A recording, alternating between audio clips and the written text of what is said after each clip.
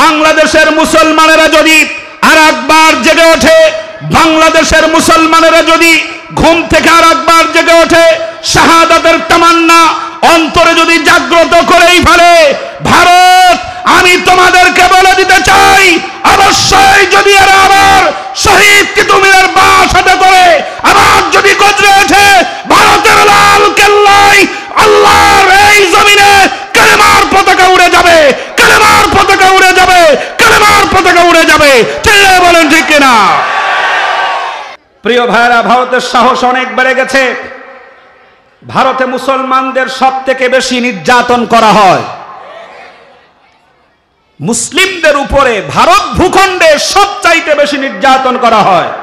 মসজিদের সামনে কীর্তন বাজানো হচ্ছে, মুসলিমদেরকে জোর করে হরে রাম হরে কৃষ্ণ বলতে বাধ্য করা হচ্ছে। তারপরেও বাংলাদেশের হিন্দুরা ভালো আছে, কারণ তারা মুসলিম, ইসলাম ধর্মে তারা বিশ্বাসী। ইসলাম শিখিয়েছে একজনের অপরাধে অন্যজনকে শাস্তি দেওয়া যাবে না। মুসলমানেরা যদি তোমাদের মতো উগ্রই হতো, আমার বিশ্বাস 56,000 বর্গ মাইলে একটা হিন্দুও দাঁড়াতে পারত না।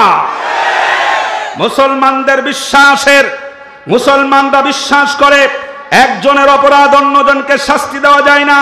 তাও যদি না হতো, ভারতের মুসলমানদের অত্যাচারে বাংলাদেশের মুসলমানেরা মন্দির থাকতো না, বাংলাদেশে তারা থাকতে পারত না।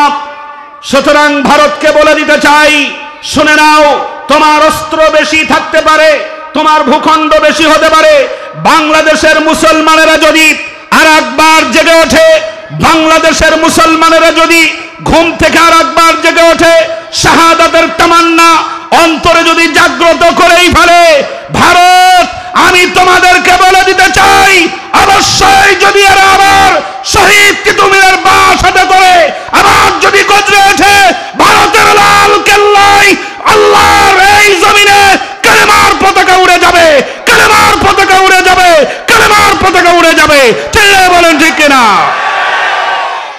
ভারতেও কালেমার পতাকা উড়াতে চান? ভারতে কালেমার পতাকা উড়াতে চান? মুসলিমদের পুরাতন ভূমি ওই ভারতের প্রত্যেকটি জায়গায় কালেমার পতাকা উড়ানোর জন্য প্রস্তুত যারা আছেন, দুহাত উঁচু করে দেখিয়ে দেন। নারায়ণ